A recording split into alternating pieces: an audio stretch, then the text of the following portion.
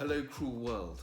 So, can psychiatrists or therapists break patient confidentiality? I'm going to answer that question, and I'm going to also tell you some real life examples and scenarios where that's been relevant in my career.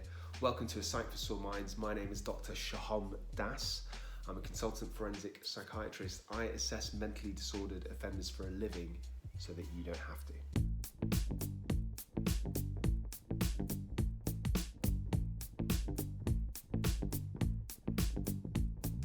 So basically, a therapist or a psychiatrist or any doctor cannot break patient confidentiality. So the obvious way would be that they're not allowed to talk about patients to other people. I mean, obviously it's different if they're making a referral or they're speaking to a professional in order to help the patient's treatment, but they can't just do it for gossip.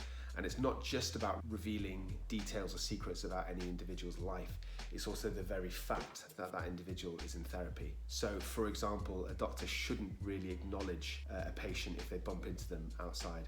It's different if they've got a decent relationship and if there's nobody else around, then that's fine. But you wouldn't, for example, want to embarrass somebody who's in therapy in front of their family if their family doesn't know. So in that kind of situation, usually the professional thing to do would be to not acknowledge them. And also other kind of telltale signs, so you're not sending text messages or letters or leaving voicemail messages about therapy if that person is not happy with other people knowing that they're in therapy. The consequences if a doctor breaks this, it's usually that they're reported to the GMC, which is the General Medical Council, and they might have a disciplinary hearing. Let me tell you about a kind of infamous case which I remember being taught about when I was a budding junior forensic psychiatrist. So there was a doctor in, I believe, November 2010 who was also a forensic psychiatrist. She was a consultant, she was working for Broadmoor Hospital, and she did the unspeakable. So on a train journey, on a packed carriage on the way back home, she dictated 2 letters or 2 reports on patients loudly in public where everybody could hear. And she also discussed some personal details of another patient with a colleague on the train. But unbeknownst to her, the person sitting opposite her on the train was a civil servant. She worked for the Department of Health, so she put in a complaint. It turned into this big investigation. There's like a disciplinary hearing. As far as I'm aware, this doctor didn't lose her job, but let's just say it didn't exactly help her career either. Another incident that kind of springs to mind immediately for me is I remember it was a long time ago. I was a junior doctor before I specialised in psychiatry. I think it was 2005 maybe. I was working as a urology senior house officer, and we were doing these night shifts. And most of the junior doctors would carry around at least one sheet of paper that would have individual patients, like dates of birth, NHS numbers, blood test results. You kind of needed to refer to this fairly frequently to get information like test results and x-rays, blah, blah, blah. So we all had them, and basically one of my colleagues accidentally left his piece of paper just lying out on a workstation where members of the public and patients could walk past. It didn't have a lot of revealing information. It had like maybe the diagnosis and the date of birth and some test results, as I said. So it wasn't like personal information, but nevertheless they got into massive trouble. I think that like a manager came down in the middle of the night shift, and there was a big investigation to find out who it was, and they had these disciplinary hearings. And again, I don't think they lost their job, but it wasn't a good look. And I remember feeling really sorry for them at the time because what they did was wrong, but in the midst of a night shift, lack of sleep, really busy, so many things going off, your bleep's going off all the time, there's emergencies to deal with. Basically, it could have been me. Easily, it could have been me. I got my piece of paper out all the time. I was scribbling in it all the time. After that incident, I was a lot more careful, but had that not happened, then that definitely could have happened to me. And it is breaking patient confidentiality, but I would argue it's not quite as serious as breaking like a psychiatric record where you're talking about personal incidents and very kind of secretive and dark secrets from that person's life. You might disagree with me, let me know in the comments below. The other thing I'd say is that within psychiatry, both as junior psychiatrist and also as a consultant, I regularly go to teaching sessions and we frequently discuss each other's patients, but we always anonymise them. So we use Mr. X, Mr. R, which you'll see me do in these videos. We try not to reveal too much information that can identify the patient, but I hope to reassure viewers by saying that we do discuss the patient's history briefly to put their life into context for diagnosis and prognosis, etc. But we don't really dwell on the patient's background or the problem. Usually we talk about the unusual presentation or the treatment difficulties or a very rare diagnosis, because that's what we're learning about with this. We take no pleasure in talking, like gossiping about the patient's previous life. Okay, so another logical question is, can this be broken? So can patient confidentiality be broken? I'm sure a lot of you watching this video already know the answer to this.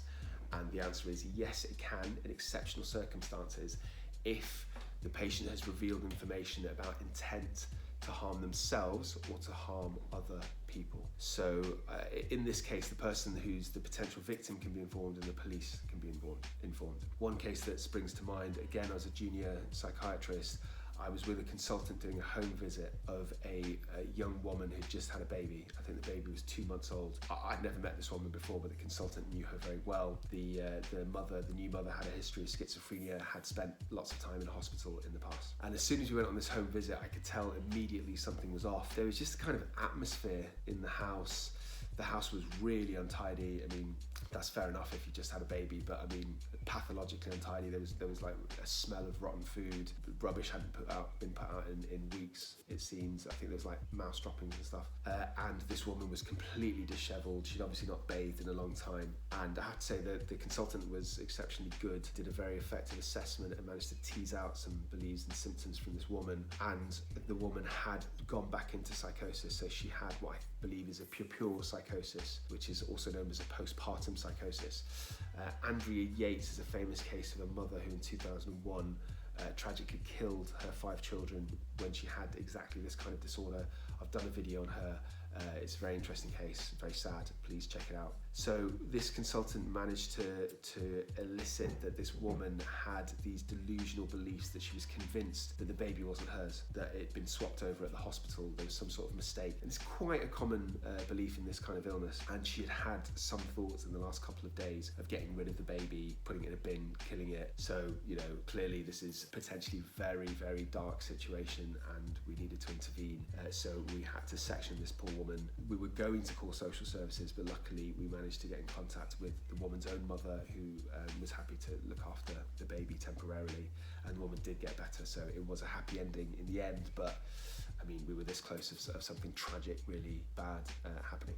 And myself, in my career, particularly more recently as a consultant, I've seen a couple of occasions where people, usually with a mental illness like schizophrenia, have had delusions against a particular person and have told me directly that they intend to harm that person. And in those cases, both times I can remember have been in court, and both times I've managed to arrange for that person to be sectioned and taken to hospital, a forensic unit immediately, which had to be done for their own safety. And so the other situation where a psychiatrist, a doctor, a therapist, any healthcare professional can break patient confidentiality is if the patient has expressed a clear intent for suicide. Now, I'd stress this is not just thoughts of suicide, it's when somebody's saying, you know, I am going to, after this appointment, go out and jump in front of a train. I've also seen this a few times in my career, and obviously the patient needs to go to hospital. I would stress that it's not just thoughts of suicide, because they're fairly common. They're a recognised feature of depression. It's actually an intent for suicide, which is slightly different. You couldn't detain everybody under the Mental Health Act with just thoughts of suicide, firstly because it's so common there wouldn't even be enough beds, and also I think that would be damaging because people can live and do live and get over thoughts of suicide without the intent, and I think it'd be quite damaging in their relationship because they would feel like they couldn't disclose this in future to therapists, which could be dangerous because if they don't disclose this, then it could cross the threshold of actually somebody wanting to commit suicide when they need help, and because they didn't disclose it, they would never get that help and something tragic could happen. Right, so that's the end of my video. I hope I've explained patient confidentiality. If you have any questions about this, please let me know in the comments section below, and if you have any thoughts, please feel free to share them with me. I hope it's been educational. I love to make these videos for you guys. Please subscribe to my channel. I do a whole range of videos, some to do with offending and violence, because that's my speciality, and some to do with more general themes like this one. Hope to see you soon on my channel. Please remember to subscribe, stay euthymic, and remember, I love you.